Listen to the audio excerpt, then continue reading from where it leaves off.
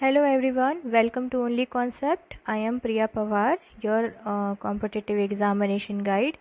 Guys हम daily current affairs update करते जा रहे हैं और इन करंट अफेयर्स को हम बेसिक्स के साथ में कंप्लीट करते जा रहे हैं। आज है 14 सितंबर। तो आज 14 सितंबर में क्या क्या इंपॉर्टेंट न्यूज़ है जो कि आपके कॉम्पिटिटिव एग्जामिनेशन में पूछे जा सकते हैं, वो सारे कुछ मैं आज आपको कवर करवाऊँगी। सो स्टार्ट करते हैं। सबसे पहला जो करंट अफेयर है वो है, which countries deficit raised a record $3 trillion in 11 month. मतलब किस देश का जो डेफिसिट है, डेफिसिट को हिंदी में कहते हैं घाटा। ठीक है, जब आप हिंदी में इस वर्ड को लिखने जाएंगे तो इसको एज इट इज़ लिखा जाता है, डेफिसिट ही लिखा जाता है। क्यों डेफिसिट लिखा जाता है? क्योंकि ये इकोनॉमिक जो सब्जेक्ट है ना हमारा इकोनॉमिक्स, उस इकोनॉमी में डेफिसिट वर्ड को एज इट इज़ देखा जाता है, जिसको घाटा कहते हैं। याद रखिएगा आप। तो कई बार हमने सुना होगा राजस्व घाटा, current account deficit etcetera, revenue deficit etcetera सुना होगा। वैसे ही डेफिसिट मतलब अगर सिर्फ टर्म यूज़ होता है डेफिसिट, उसका मतलब होता है घाटा। तो कौन सा ऐसा देश है जिसने 11 महीने में रिकॉर्ड 3 लाख करोड़ डॉलर पहुंच गया है इन टर्म्स ऑफ डेफिसिट या घाटे के मामले में? तो इसका आंसर है यूनाइटेड स्टेट्स ऑफ अमेरिका। ठीक है, यूनाइटेड स्टेट्स ऑफ अमेरिका ये बन गया है पहला देश, ऐसा देश जिसमें बजट डेफिसिट जो है वो नए रिकॉर्ड घाटे में आप देख सकते हैं कि बहुत ज़्यादा घाटा हुआ है। कारण है कोरोना वायरस का असर। ठीक है, आप सब जानते हैं कोरोना वायरस के कारण ही बहुत सारे जो कंट्रीज़ हैं उनको डिफ़िकल्टीज़ देखने मिल रही है। हर जगह की जो अर्थव्यवस्थाएं हैं बुरी तरीके से आहत है कोरोना वायरस के कारण। तो अभी हुआ क्यों? हुआ इसलिए कि जब ये पैंडेमिक चल रहा था तो आपको बहुत ज़्यादा सर्विसेज जो पॉपुलेशन है उसको प्रोवाइड करनी होती है। तो उन सर्विसेज को प्रोवाइड करने के कारण ही आपका जो एक्सपेंडिचर है, ठीक है, जो आप खर्च कर रहे हैं, एक्सपेंडिचर है वो बढ़ गया और आपकी जो इनकम है वो क्या हो गई? कम। एक्सपेंडिचर माइनस इनकम अगर आप कर लेंगे तो क्या मिल जाएगा आपको? डेफिसिट। ठीक है, तो मतलब ये नेगेटिव में जा रहा है ना आपका। आपने ज़्यादा एक्सपेंड कर दिया, इनकम कम हुई, मतलब ये नेगेटिव है। और नेगेटिव है इसलिए क्या हो गया आपको? घाटा। तो लगभग 3 लाख करोड़ डॉलर का घाटा अभी यूएसए को देखने मिला है। तो ये लगभग जो 11 महीने हैं, पिछले 11 महीने में ही उनका budget deficit 3 lakh crore US dollars तक पहुंच गया है, जो कि 2009 की तुलना में 1.3 लाख करोड़ था। मतलब 2009 में उनका 1.3 लाख करोड़ था, अभी 3 लाख करोड़ यूएस डॉलर्स हो गया है। अब नए जो नया स्टेट है हमारा, ठीक है, ऐसा कौन सा नया स्टेट है जिसने अभी मुंगेर और भागलपुर नेशनल हाईवे बनाने के लिए मंजूरी दे दी है? तो किस राज्य ने मुंगेर भागलपुर राष्ट्रीय राजमार्ग बनाने की मंजूरी दी है? तो ये स्टेट है बिहार। ठीक है, तो आप सब जानते हैं सड़क परिवहन एवं राजमार्ग जो मंत्रालय हैं उनके हमारे जो मिनिस्टर है वो है नितिन गडकरी, और उन्होंने अप्रूव किया है Munger Bhagalpur national highway project जो कि बिहार में है। तो याद रखिएगा। तो ये देख लीजिए आप, ये बिहार हमारे भारत में, देखिए यहाँ पर है, झारखंड से लगा हुआ, झारखंड उत्तर प्रदेश को छूती हुई बाउंड्री है इनकी। ठीक है, तो इस तरीके से ये है बिहार। चलिए अब बिहार न्यूज़ में है तो इसके बारे में कुछ स्टैटिक भी जीके हम पढ़ लेते हैं। सबसे पहले बिहार बना कब? तो बिहार अस्तित्व में आया था 22 मार्च 1912 को। ठीक है, लेकिन राज्य का दर्जा इसको मिला 26 जनवरी 1950। ठीक है, ये याद रखिएगा। बिहार अस्तित्व में आ गया था 1912 में, लेकिन इसको स्टेटहुड मिला या राज्य का दर्जा मिला 1950 में। इसका कैपिटल है पटना और इसमें सबसे लार्जेस्ट सिटी या सबसे बड़ा शहर भी पटना ही है। ज़िले अगर इसमें देखें तो लगभग 38 ज़िले हैं। अब देख लेते हैं यहाँ की गवर्नमेंट कैसी है। तो यहाँ पर गवर्नमेंट ऑफ बिहार काम कर रही है। यहाँ के गवर्नर है फागू चौहान, ठीक है, जो कि बीजेपी से हैं। वैसे ही यहाँ के चीफ मिनिस्टर है नितिन कुमार, जो कि जेडीयू जनता दल यूनिट के हैं। डेप्यूटी चीफ मिनिस्टर भी हैं यहाँ पर, जिनका नाम है सुशील कुमार मोदी। ठीक है, यहाँ का लेजिस्लेचर या यहाँ की जो विधायिका है वो द्विसदनीय है। ठीक है, यहाँ की जो विधायिका है ये याद रखिएगा कि यहाँ की विधायिका द्विसदनीय है, मतलब यहाँ पर आपको लेजिस्लेटिव काउंसिल भी मिलेगा, असेंबली परिषद और सभा दोनों ही मिलेगी। तो सभा आपको जो पता है जैसे सब बड़ी होती है, तो सभा में 243 सीट है और काउंसिल में 75। अब पार्लियामेंट्री कॉन्स्टिट्यूंसीज में अगर बात करें तो 16 सीट्स राज्यसभा की हैं और लोकसभा के लिए 40 सीट है। तो इतना आपको याद नहीं रखना है, बस आप याद रखिए कि यहाँ के गवर्नर कौन है, चीफ मिनिस्टर तो याद ही होगा आपको, और साथ ही बाईकैमरल लेजिस्लेचर होता है बिहार में। चलिए देखते हैं नेक्स्ट। हाँ, अब ये काफ़ी अच्छा क्वेश्चन आया कि कॉकस 2020 ये एक टाइप की मिलिट्री एक्सरसाइज है, सैन्य अभ्यास है, ये किन किन कंट्रीज़ के बीच में हो रहा है। तो कॉकस 2020 ये आपको याद रखना है, आ सकता है ये, ठीक है। कॉकस 2020 ये है कॉकस 2020, आपको इसको याद रखना है कि कॉकस 2020 किन देशों के बीच में हो रहा है। तो आपको यही क्वेश्चन आ सकता है डायरेक्टली, तो आप इसको कैसे याद रखेंगे, देखिए, चाइना,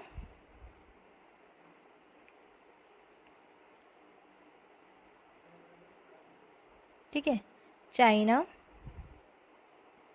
ईरान, ठीक है, चाइना, ईरान और रशिया, चाइना, ईरान और रशिया, ये CIR आप याद रख लीजिए, ठीक है, CIR, चाइना, ईरान और रशिया, ये तीनों जो देश हैं इनके बीच में कॉकस 2020 मिलिट्री एक्सरसाइज होने वाली है।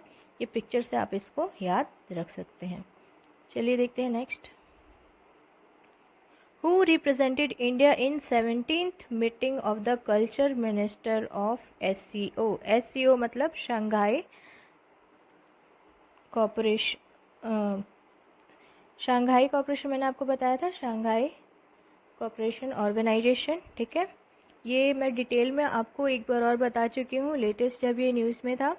अभी ये फ़िलहाल न्यूज़ में इसलिए है क्योंकि इसमें सीरीज़ ऑफ मीटिंग्स चल रही है। पहले मैंने आपको इसको बताया था जब एजुकेशन मिनिस्टर्स की समिट हुई थी, अभी इसमें जो कल्चर मिनिस्टर्स हैं उनके लिए समिट हुई है। तो ये कौन से नंबर की समिट है ये आपको याद रखना है। तो ये 17th नंबर की मीटिंग थी SCO की, शंघाई ऑर्गेनाइजेशन की 17 मीटिंग थी, और ये संस्कृत मंत्रियों, संस्कृति से रिलेटेड जो कल्चर से रिलेटेड मिनिस्टर्स है ना, उनकी मीटिंग्स थी, ठीक है। तो इसमें ये क्वेश्चन आ सकता है आपको कि भारत का प्रतिनिधित्व किसने किया था, ठीक है। तो आपको क्या क्वेश्चन आ सकता है कि भारत का प्रतिनिधित्व SCO की 17th मीटिंग जो कि कल्चर मिनिस्टर की थी उसमें किसने प्रतिनिधित्व किया था। तो ये किया था प्रहलाद सिंह पटेल, ठीक है। पर प्रहलाद सिंह पटेल इन्होंने पार्टिसिपेट किया था वर्चुअली मतलब ये वेबिनार हुआ है, ठीक है। वर्चुअली इन्होंने पार्टिसिपेट किया था शंघाई कॉपरेशन ऑर्गेनाइजेशन। इसके बारे में डिटेल हम देख चुके हैं, आज मैं फिर इसको रिपीट कर दूंगी आपको, सो दैट आपको शंघाई कॉपरेशन ऑर्गेनाइजेशन के बारे में कुछ भी डिटेल अगर पूछा जाता है एग्जामिनेशन में तो वो नहीं छूटेगा, ठीक है। तो नेशनल म्यूजियम ऑफ इंडिया, ठीक है, फर्स्ट SCO एग्जीबिशन होने वाला है जो कि बुद्धिस्ट हेरिटेज इस साल, उसको लेकर के इसका थीम रहेगा। तो ये है SCO का लोगो, ठीक है, आपको दिख रहा है ये एब्रीवेशन, ये है पूरा नाम है शंघाई कोऑपरेशन ऑर्गेनाइजेशन, ठीक है। इनके प्रेडिसेसर्स मतलब ये जो बॉडी है वो किस फादर बॉडी से या किस पेरेंट ऑर्गेनाइजेशन से आई है। तो इसके पहले शंघाई 5 ग्रुप हुआ करता था, ठीक है, जो कि 26 अप्रैल 1996 में बना था, और उसके बाद जस्ट उसके 5 साल बाद शंघाई कोऑपरेशन ऑर्गेनाइजेशन जो नया एजेंसी है उसका जो है वो अस्तित्व में आया, ठीक है। अब इनका काम क्या है, तो म्यूचुअल सिक्योरिटी मतलब देशों के बीच में म्यूचुअल सिक्योरिटी होना चाहिए, राजनीतिक और इकोनॉमिक ऑर्गेनाइजेशन ये है, मतलब पॉलिटिकल, इकोनॉमिक या राजनीतिक या आर्थिक ऑर्गेनाइजेशन है, ये संगठन है, ठीक है। चलिए और जानते हैं इसके बारे में और क्या बेसिक्स है। हाँ, तो अभी लगभग इसमें जो मेंबर नेशन है मतलब जो इसके सदस्य हैं वो 8 हैं, ठीक है, सदस्य हैं 8 जो कि आपको दिख रहे हैं, China, India, Kazakhstan, Kyrgyzstan, Pakistan, Russia, Tajikistan, Uzbekistan. इसमें से जो इंडिया और पाकिस्तान है उसको 2017 में मेंबर बनाया गया था।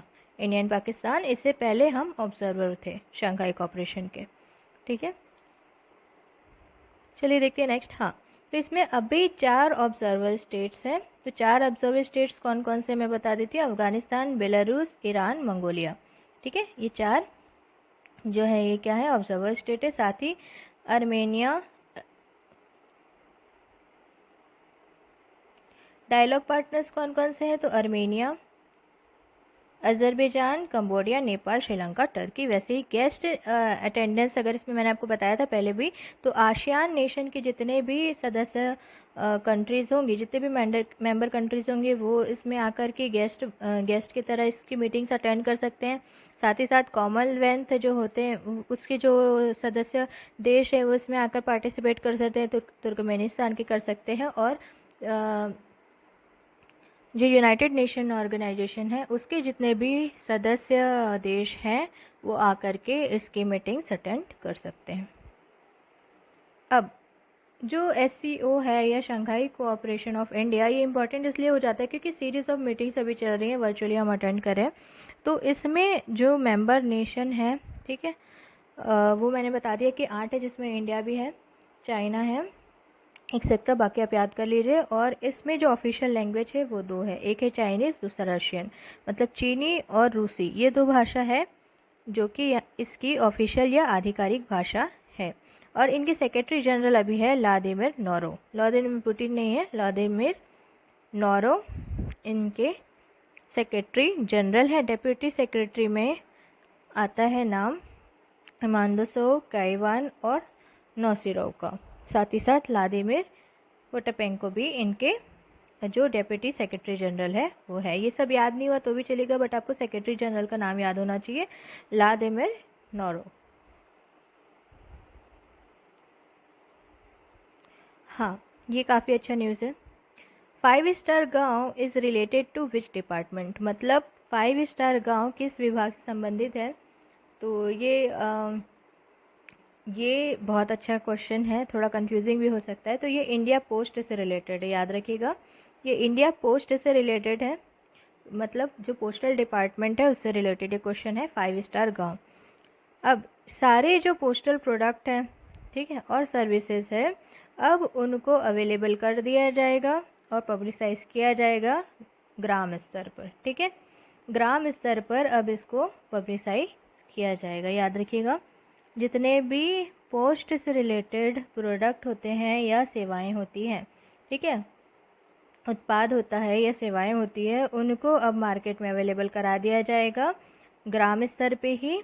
5 स्टार जो विलेज स्कीम लेकर के आई है इंडिया पोस्ट। ठीक है, इसमें जो ब्रांच ऑफिसेस रहेंगे वो 1 स्टॉप शॉप की तरह काम करेंगे। ठीक है, मतलब एक ही जगह पे सारी ही सुविधाएं आपको मुहैया करा दी जाएंगी ग्राम स्तर पे। जो भी इसका ब्रांच ऑफिस होगा वहाँ पर, मतलब इंडिया पोस्ट का जो भी ब्रांच ऑफिस होगी किसी भी ग्राम में, किसी भी विलेज में, तो वहीं पर सारी सेवाएं या सारी सुविधाएं आपको मुहैया करा दी जाएगी।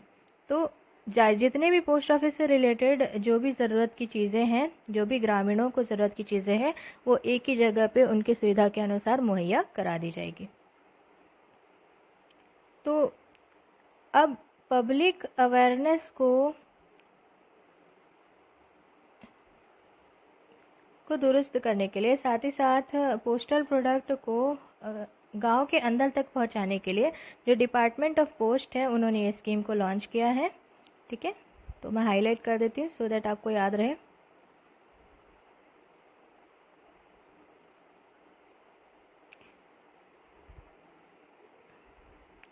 देखिए, तो इसमें क्या है, अब जो गैप है पब्लिक अवेयरनेस का और पोस्टल प्रोडक्ट जो आपको इंटीरियर विलेज तक पहुंचानी है, ठीक है, तो डिपार्टमेंट ऑफ पोस्ट ने इसको लॉन्च किया है 5 स्टार विलेज। ये याद रखिएगा, 5 स्टार विलेजेस, ये इंडिया पोस्ट ने इसको लॉन्च किया है। ये स्कीम इंडिया पोस्ट की है, मतलब पोस्टल डिपार्टमेंट की है, ऐसे आपको याद रखना है इसको। ठीक है, और साथ ही साथ ये जो ऑफिशियल स्टेटमेंट है उसके हिसाब से उन्होंने ये बताया है कि ये जो यूनिवर्सल कवरेज प्रोवाइड करेगा, मतलब संपूर्ण रूप से कवर करेगा, जितनी भी सुविधाएं आपको देनी है उसको। तो सारे जो पोस्टल प्रोडक्ट और सर्विसेज है उनको अवेलेबल करा दिया जाएगा और विलेज लेवल पे अवेलेबल होंगे इस स्कीम के तहत, ठीक है। और वन स्टॉप सेंटर की तरह सारे ब्रांच ऑफिसेस काम करेंगे। तो आई होप आपको ये समझ आ गया होगा, आप स्क्रीनशॉट ले सकते हैं। तो गाइस, आज की न्यूज़ होती है यहीं ख़त्म। आई होप आपको लेक्चर पसंद आया होगा। So stay tuned, keep studying.